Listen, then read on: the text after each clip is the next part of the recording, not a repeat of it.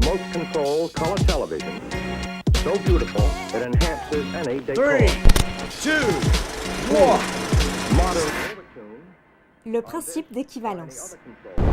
J'éprouve une certaine fierté à penser que je suis la conséquence d'une idée dont un certain Albert Einstein a dit un jour qu'elle a été la plus heureuse de sa vie. C'était en 1907. J'étais assis sur ma chaise au bureau fédéral de Berne et je compris d'un coup que si une personne est en chute libre, elle ne sentira pas son propre poids. J'en ai été saisi. Cette pensée me fit une grande impression. Elle me poussa vers une nouvelle théorie de la gravitation. Grâce à cette chute imaginaire, Einstein prit conscience d'une sorte d'évidence compréhensible par tout le monde mais formulée par personne. Lorsque vous tombez en chute libre, tout ce qui est proche de vous, parapluie, chapeau, porte-monnaie, tombe comme vous, puisque dans le vide, la vitesse de chute des objets est la même pour tous les objets. Vous avez donc l'impression que la pesanteur a disparu autour de vous, alors même que vous êtes en train de subir sa loi. Tout se passe comme si l'accélération produite par la chute effaçait la force de gravitation qui crée cette accélération.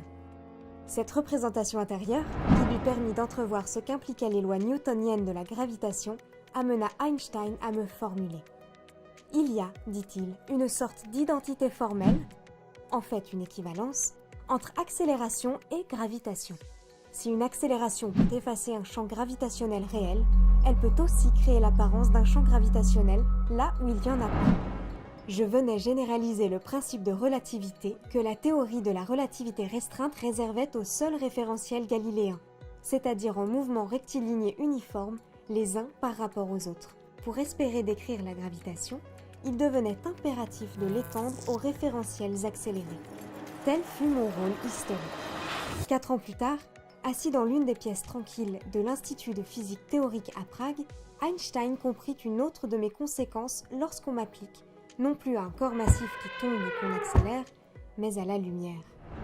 Certains ont l'esprit d'escalier, dit-on. Mon père, lui, avait l'esprit d'ascenseur. Imaginons, suggéra-t-il, que la cabine d'un ascenseur effectue un déplacement uniformément accéléré hors de tout champ de gravitation et qu'un rayon de lumière parallèle au plancher passe par un minuscule orifice aménagé dans l'une de ses parois. La vitesse de la lumière n'étant pas infinie, il lui faut un certain temps pour atteindre la paroi opposée, pendant lequel la cabine se sera déplacée vers le haut, de sorte que le point d'impact du rayon lumineux sera un peu plus proche du plancher que l'orifice d'entrée. Si on pouvait observer la trajectoire du rayon lumineux traversant la cabine, on constaterait qu'elle est courbée en raison de cette accélération.